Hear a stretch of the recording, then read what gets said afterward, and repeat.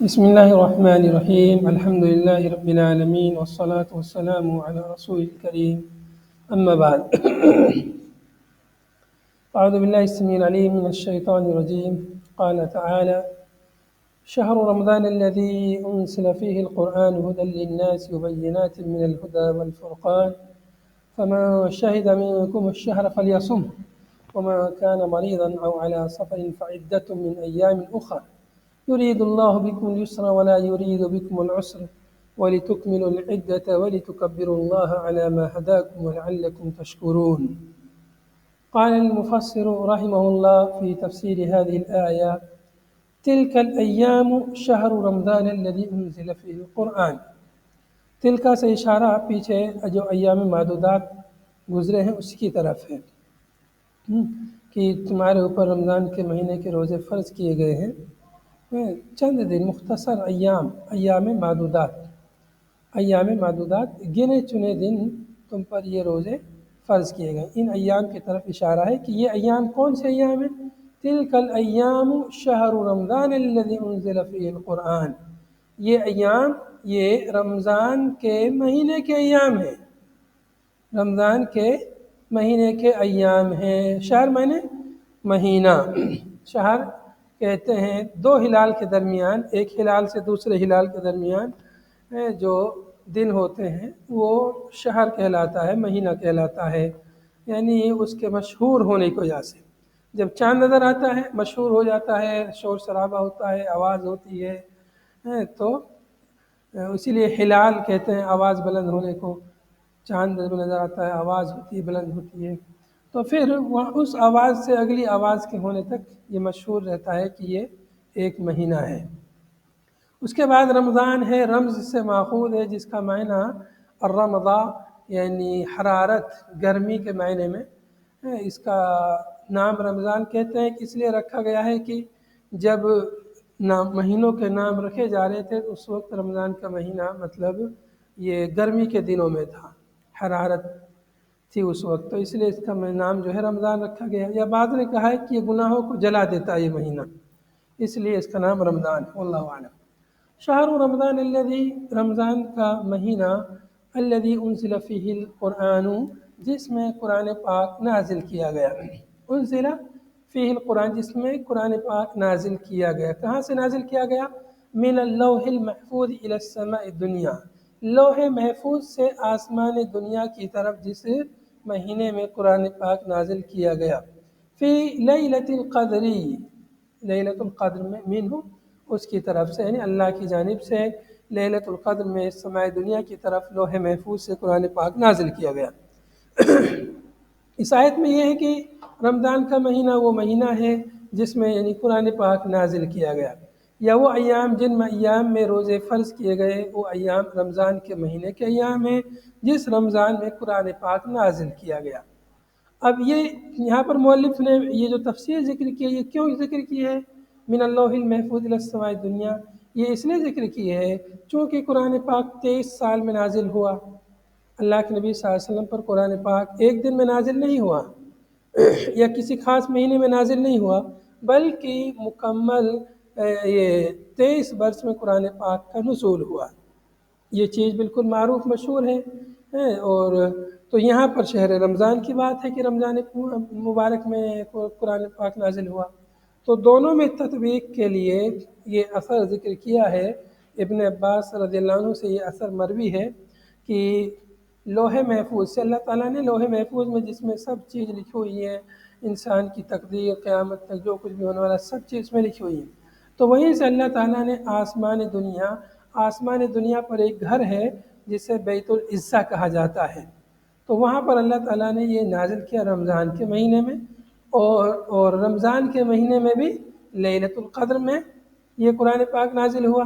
لیلۃ القدر خیر من الف شہر تنزل الملائکۃ والروح فیہا بإذن ربہم.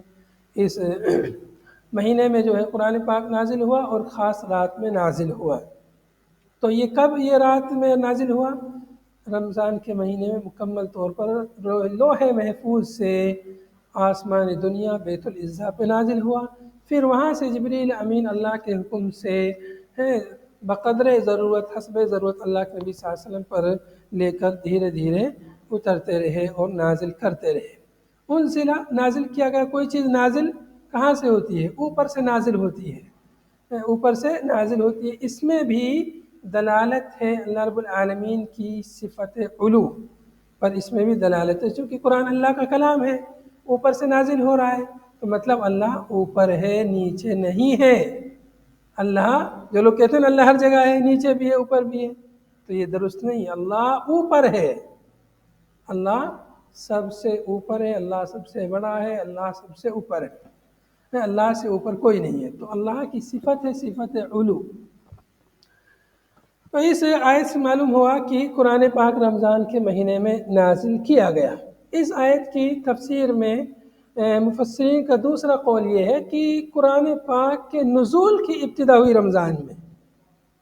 کیا ہے کہ قرآن پاک کی نزول کی ابتدا ہوئی رمضان میں، پورا قرآن جو ہے یہ رمضان کے مہینے میں نازل نہیں ہوا، چونکہ یہ اثر جو ابن عباس سے مروی ہے لوح محفوظ والا سماع دنیا پہ نزول کا، یہ جو ہے ضعیف اثر ہے سند کے اعتبار سے، تو اس لیے علماء نے بعض نے دوسرا قول یہ ذکر کیا ہے، واللہ اعلم۔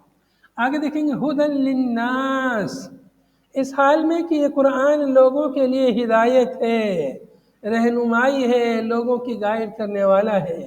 ہدن حال واقع بمعنی ہادین کے ہے، ہادی من الضلالت، ضلالت سے ہدایت کی طرف رہنمائی کرنے والا ہے، لوگوں کو گمراہی سے بچانے والا ہے۔ ہدن ہدایت یعنی ضلالت کے معنی میں ہے۔ ہدایت دو معنی میں آتی ہے، ایک ہدایت بمعنی ہدایت رہنمائی کے معنی میں، ارشاد و توجیہ کے معنی میں، اور ایک ہدایت ہے بمعنی توفیق کے، اللہ کی طرف سے توفیق ہوتی ہے۔ تو ہدایت توفیق ہی اللہ دیتا ہے، کسی کو ہدایت مل جائے، یہ کون دیتا ہے ہدایت؟ اللہ تعالیٰ ہے، لیکن حق بات کی طرف رہنمائی کرنا ہے تو یہ ہدایت ارشاد و توجیہ کہلاتی ہے، یا ہدایت دلالہ کہلاتی ہے۔ تو یہ کام جو ہے قرآن بھی کرتا ہے، نبی صلی اللہ علیہ وسلم بھی کرتے تھے، دعات ہیں جو لوگوں کو خیر کی طرف بلاتے ہیں وہ بھی کرتے ہیں، لیکن ہدایت توفیق حقیقت میں ہدایت دینا وہ اللہ کا کام ہے۔ باقی لوگ جو ہدایت دیتے ہیں وہ ہدایت کی طرف گائیڈ کرتے ہیں، رہنمائی کرتے ہیں۔ ہدن اس حال میں کہ یہ قرآن ہدایت ہے کس کے لیے؟ للناس، لوگوں کے لیے۔ للناس لوگ، کن لوگوں کے لیے؟ مسلمانوں کے لیے یا کفار کے لیے؟ سب کے لیے، ناس کا لفظ ہے۔ ہدن للناس، تمام لوگوں کے لیے ہدایت ہے، تمام لوگوں کے لیے ہدایت ہے۔ یہاں پر ہدی للناس ہے، اور شروع صورت میں ہم نے پڑھا ہدی للمتقین۔ شروع صورت میں کیا پڑھا تھا؟ ہدی للمتقین، یہ قرآن متقیوں کے لیے ہدایت ہے، اور یہاں پر ہے کہ یہ قرآن لوگوں کے لیے، تمام لوگوں کے لیے ہدایت ہے۔ تو دونوں میں تطبیق کی صورت وہیں پہ گزر چکی ہے، شروع میں تطبیق کی صورت دونوں میں یہ ہے کہ ہدی للناس اور ہدی للمتقین میں فرق یہ ہے کہ چونکہ متقی لوگ فائدہ اٹھاتے ہیں قرآن سے، ہے تو سب کے لیے ہدایت، جو بھی پڑھے گا اس کو ہدایت ملے گی، جو بھی اس پہ ایمان لائے گا، لیکن اصل فائدہ متقی لوگ اٹھاتے ہیں قرآن پاک سے، تو اس لیے وہاں پر اصل فائدے کے اعتبار سے کہا گیا ہدی للمتقین، اور یہاں پر ہدی للناس اس لیے کہا گیا کہ سب کے لیے بھیجا گیا قرآن۔ قرآن یہ صرف مسلمانوں کی کتاب نہیں ہے، یہ تمام لوگوں کی کتاب ہے، تمام لوگوں کی ہدایت کے لیے کتاب بھیجی گئی ہے۔ اب کوئی ہدایت نہیں لیتا، نہیں مانتا، عمل نہیں کرتا تو یہ اس کی غلطی ہے، باقی ہے یہ سب کے لیے ہدایت۔ ایک دوسری بات اس آیت کی تفسیر میں یہ کہی گئی ہے کہ ہدایت علمی اور عملی دو طرح کی ہوتی ہے۔ تو ہدایت علمی سب کے لیے ہے، اس قرآن کو جو بھی پڑھے اسے علمی ہدایت ملے گی، معلومات ملے گی، صحیح اور غلط کے راستے کی اسے معلومات اس میں ملے گی۔ اور ہدایت عملی یہ متقیوں کے لیے ہے، جو شروع میں بات گزری ہدی للمتقین، تو مومنین کے لیے ہدایت علمی کے ساتھ ساتھ ہدایت عملی بھی ہے، وہ اس پر عمل کرتے ہیں۔ جبکہ کتنے ایسے غیر مسلم ہیں، مستشرقین ہیں، کتنے ہیں جو جانتے ہیں قرآن یہ برحق ہے، قرآن کو پڑھتے ہیں، قرآن سے دنیاوی فائدہ اٹھاتے ہیں، قرآن پاک میں جو معلومات وارد ہیں ان معلومات سے وہ فائدہ اٹھاتے ہیں، تو وہ لوگ علم سے، قرآن کے علم سے فائدہ اٹھا رہے ہیں۔ تو علمی ہدایت وہ لوگ لے رہے ہیں لیکن اس پر عمل نہیں کر رہے ہیں، عملی ہدایت وہ نہیں لے رہے ہیں۔ تو اس اعتبار سے قرآن پاک ہدی للمتقین یعنی ہدایت علمی اور عملی وہاں پر ہے، اور ہدی للناس میں ہدایت عملی علمی ہے، ہدی للناس میں صرف ہدایت علمی ہے۔ وبینات من الہدا، اور یہ قرآن پاک بینات بیان کرنے والا ہے، آیات واضحات، اس کی آیتیں بالکل واضح ہیں روز روشن کی طرح، اس میں شک و شبہ نہیں ہے، اس میں غموض نہیں ہے، آیتوں کے مفہوم جو ہے بالکل واضح ہیں۔ من الہدا، بینات من الہدا، ہدایت کو بیان کرنے والی آیتیں اس میں ہے۔ من الہدا اے مما یہدی الی الحق من الاحکام، ایسی باتیں ہیں ہدایت کی کہ جن سے انسان حق کی طرف رہنمائی حاصل کرتا ہے۔ من الاحکام، احکام میں سے جو برحق احکام ہے، جو درست ہے، صحیح ہے، ان کی طرف رہنمائی قرآن کے ذریعے انسان کو ہوتی ہے۔ تو ہدایت کی واضح نشانیاں قرآن پاک میں موجود ہیں، بینات من الہدا، ہدایت کی واضح نشانیاں، واضح آیتیں قرآن پاک میں موجود ہیں۔ یا قرآن پاک جو ہے مطلب ایک تو فی نفسی خود چیلنج ہے، اس کے جیسے کوئی کلام نہیں، کوئی پیش نہیں کر سکا اس کے جیسے، تو خود وہ ایک معجزہ ہے قرآن پاک، آیت یعنی معجزہ کے معنی میں بھی، نشانی کے معنی میں بھی ہے، اور آیت بمعنی قرآن پاک میں جو آیتیں ہیں اس معنی میں بھی۔ تو قرآن پاک یہ ہدایت کو واضح کرنے والا، بیان کرنے والا ہے۔ وَمِنَ الْفُرْقَانِ، اور فرقان کو بیان کرنے والا ہے، یعنی حق اور باطل کے درمیان تفریق کرنے والا ہے قرآن پاک، یہ حق ہے یہ باطل ہے، حق اور باطل کی رہنمائی کرتا ہے۔ مما یفرق بین الحق والباطل، جس کے ذریعے حق اور باطل کے درمیان تفریق کی جاتی ہے، ان چیزوں کو قرآن پاک بیان کرتا ہے۔ لہذا فرمایا فمن شہد منکم الشہر فلیصم، تو رمضان کا مہینہ، یہ ایام جن میں روزے فرض کیے گئے ہیں، یہ ایام رمضان کے مہینے کے ایام ہیں۔ اور رمضان کون سا؟ جس میں اللہ کا کلام نازل ہوا، سب سے عظیم کتاب نازل ہوئی جس مہینے میں، اس مہینے کے دن ہیں، اس مہینے کے دنوں کے روزے تم پر فرض کیے گئے ہیں۔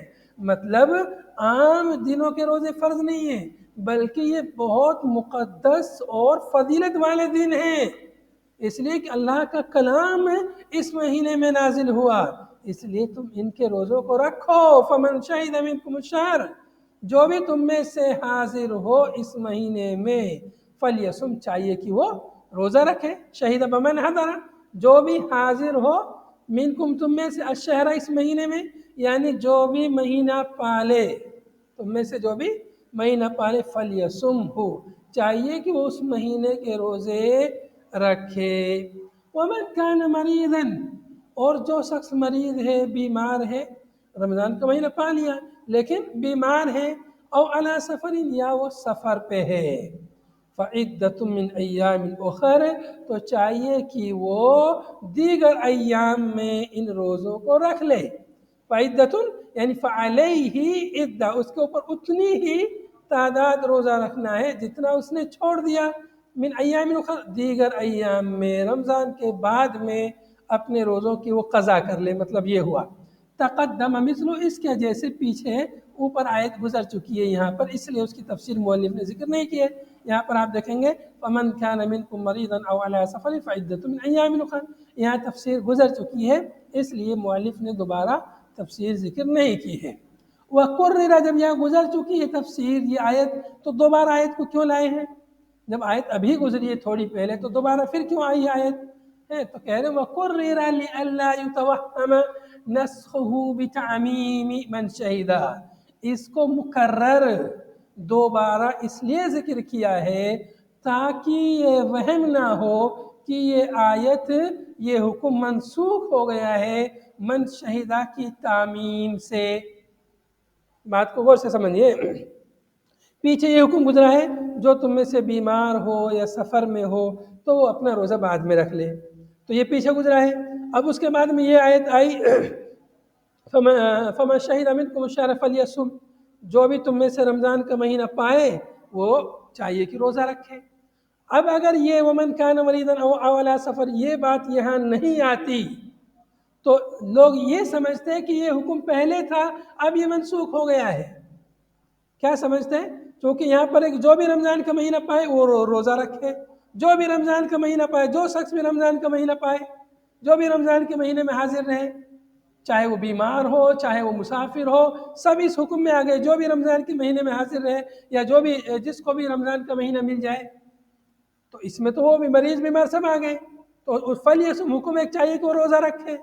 تو اس آیت سے ایسا لگ رہا ہے کہ وہ حکم جو پیچھے گزرا ہے بیمار کے لیے، مسافر کے لیے جو رخصت تھی، ایسا لگ رہا ہے وہ رخصت منسوخ ہو گئی، تاکہ لوگوں کو یہ وہم نہ ہو کہ وہ منسوخ ہو گیا وہ حکم۔ اس لیے دوبارہ ذکر کیا ومن کان مریضا او علی سفر، کہ جو بیمار ہو یا سفر میں ہو چاہیے کہ وہ اپنے فرض روزوں کو ان کو بعد میں رکھ لے، بعد میں ان کی قضا کر لے۔ تو اس کو مقرر کیوں ذکر کیا ہے؟ تاکہ اس حکم کے منسوخ ہونے کا وہم نہ رہے۔ یہ اللہ یتوہم نسخہ بتعمیم من شہدہ۔ من شہیدہ یہ آیت گزری ہے، فمن شہد منکم الشہر، من شہیدہ آیت کی طرف اشارہ ہے۔ تو من شہیدہ میں عموم ہے، عام حکم ہے، جو بھی رمضان کا مہینہ پائے وہ روزہ رکھے۔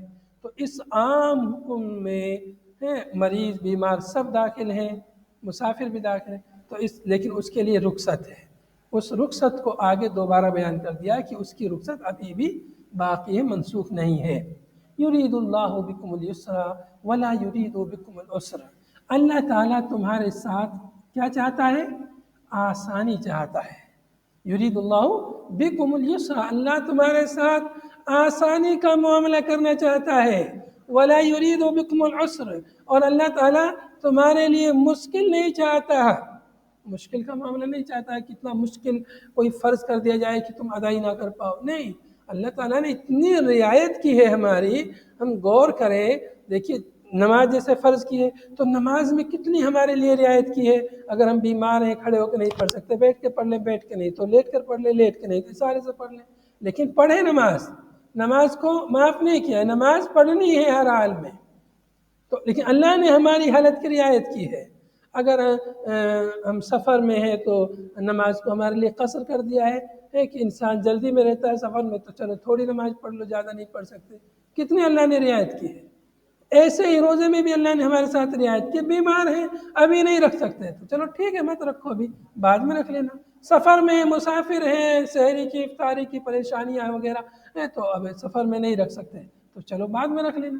اللہ نے ہمارے لیے آسانی کا معاملہ فرمایا ہے، لیکن ہم انسان ہیں کہ اللہ کی آسانی کو سمجھتے ہی نہیں، پھر بھی نافرمانی پہ نافرمانی کو تیار ہے۔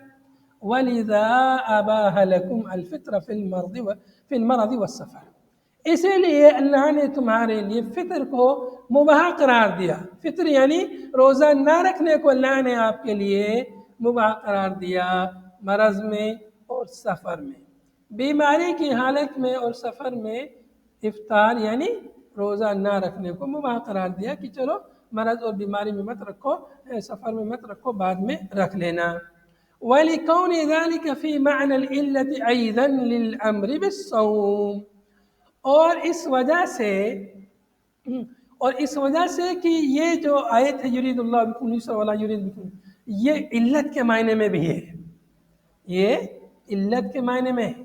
للامر بالصوم، یہ جو روزہ رکھنے کا حکم گزرا ہے پیچھے، فمن شہد منکم الشہر فلیصم، یہ جو امر ہے، حکم ہے روزہ رکھنے کا، تو یہ کیوں حکم ہے؟ اس کی بھی علت بیان ہوئی ہے کہ اللہ تعالیٰ تمہارے ساتھ آسانی کا معاملہ چاہتا ہے، ایسا نہیں کہ روزہ فرض کر کے تم کو مشقت اور پریشانی میں اللہ ڈالنا چاہ رہا ہے، نہیں، اللہ تعالیٰ تو تمہارے ساتھ آسانی کا معاملہ کر رہا ہے۔ عطف علیہ، اس یرید اللہ پر عطف کیا گیا ہے وَلِتُكْمِلُوا کو، یرید اللہ بکم اليسر، اس آیت پر وَلِتُكْمِلُوا کو عطف کیا گیا ہے، بالتخفیف والتشدید، تکملوا اور تکملوا دونوں طرح سے پڑھا گیا ہے۔ تو یہاں پر یہ جو بات کہی گئی ہے اس پر عطف کیا گیا ہے، تو یہ کیوں کہا ہے؟ یہ اس لیے کہا ہے کہ یرید اللہ، یرید یہ کیا ہے؟ جملہ فعلیہ ہے، اور یہ وَلِتُكْمِلُوا جملہ انشائیہ ہے۔ تو جملہ انشائیہ کا جملہ فعلیہ پر عطف کرنا درست نہیں ہے۔ تو اس لیے مؤلف نے کہا ہے کہ یہ یرید اللہ یہ دراصل میں علت کے معنی میں بھی ہے، او وَلِتُكْمِلُوا یہ بھی علت کے معنی میں ہے، تو دونوں علت کے معنی میں، اس لیے علت کو علت پر عطف کرنا درست ہے۔ اس لیے مؤلف نے بات کی وَلِكَوْنِ ذَلِكَ فِي مَعْنَى الْعِلَّةِ، اور یہ بات بھی ہے کہ یہ علت کے معنی میں ہے، اور اگلا والا جملہ علت کے معنی میں، اس لیے اس کو اس پر عطف کیا گیا ہے۔ وَلِتُكْمِلُوا الْعِدَّةَ، اور تاکہ تم عدت کو مکمل کرو، عدت یعنی تعداد، اے عدت صوم رمضان، یعنی رمضان کے روزوں کی جو تعداد ہے تاکہ تم اسے مکمل کرو۔ وَلِتُكَبِّرُوا اللَّهَ، اور تاکہ تم اللہ کی تکبیر بیان کرو، عند اکمالها، اس کے مکمل ہونے کے وقت، رمضان کے مکمل ہونے کے وقت تکبیر بیان کرو، اللہ اکبر اللہ اکبر اللہ اکبر لا الہ الا اللہ واللہ اکبر وللہ الحمد، اللہ اکبر کبیرہ والحمد للہ کثیرہ وسبحان اللہ بکرۃ واصیلہ۔ رمضان جب مکمل ہوتا ہے، عید کا چاند نظر آتا ہے، پھر اللہ کی تکبیر بلند کی جاتی ہے۔ کیوں؟ علی ما ہداکم، اس لیے کہ اس نے تمہیں ہدایت دی ہے، اس نے تمہیں رمضان کے روزوں کی توفیق دی ہے، اب تم اللہ کی بڑائی بیان کرو تکبیرات کے ذریعے سے۔ علی ما ہداکم ارشدکم لمعالم دینہ، اس لیے کہ اللہ تعالیٰ نے تمہاری رہنمائی کی ہے اپنے دین کے معالم کی طرف، اپنے دین کے احکام، مسائل اور جو دین کی نشانیاں ہیں ان کی طرف تمہاری رہنمائی کی۔ وَلَعَلَّكُمْ تَشْكُرُونَ اللَّهَ عَلَى ذَلِكَ، اور تاکہ تم اس پر اللہ کا شکر ادا کرو کہ اللہ نے تمہیں اتنی عظیم نعمت دی ہے، اس نعمت پر اللہ کا شکر ادا کرو کہ تم نے یہ نعمت جو ہے بخوبی تکمیل تک پہنچا دی ہے، اور اس مہینے کے روزے تم نے رکھے، تو اللہ کا شکر ادا کرو تکبیرات کے ذریعے، نماز عید کے ذریعے، عبادتوں کے ذریعے۔ تو اس آیت کریمہ میں اللہ رب العالمین نے رمضان کے مہینے کی فضیلت کو بیان کیا کہ رمضان کا مہینہ یہ وہ مہینہ ہے جس میں اللہ کا کلام الہی نازل ہوا۔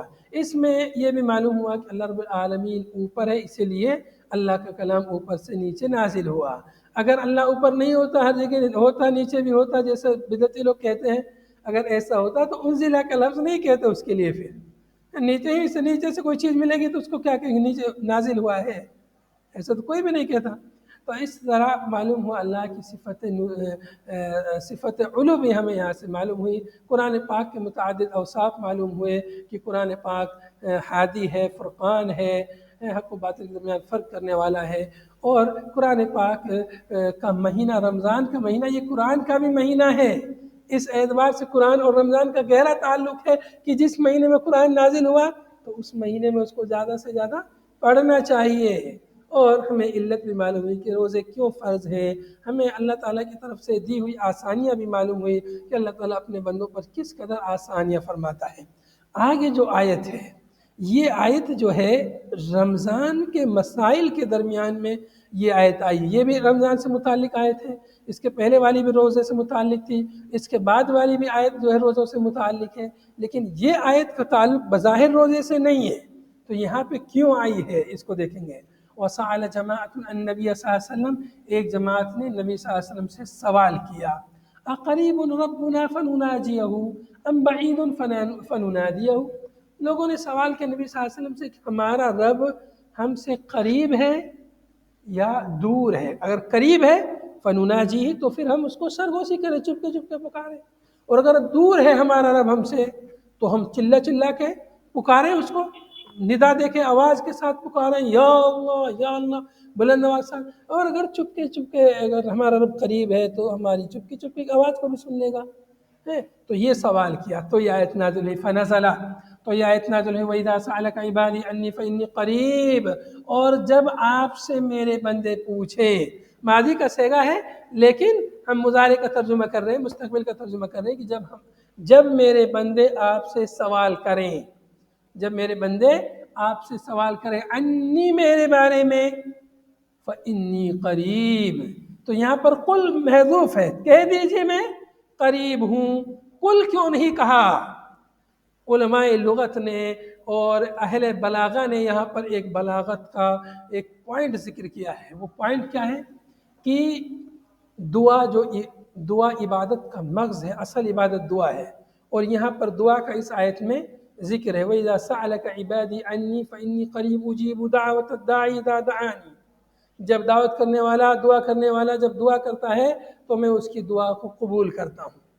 تو دعا جو ہے ڈائریکٹ رب سے ہوتی ہے، اس میں کسی کا واسطہ وسیلہ نہیں ہوتا کہ فلاں کے واسطے وسیلے سے دعا ہو، نہیں، دعا ڈائریکٹ رب سے ہوتی ہے.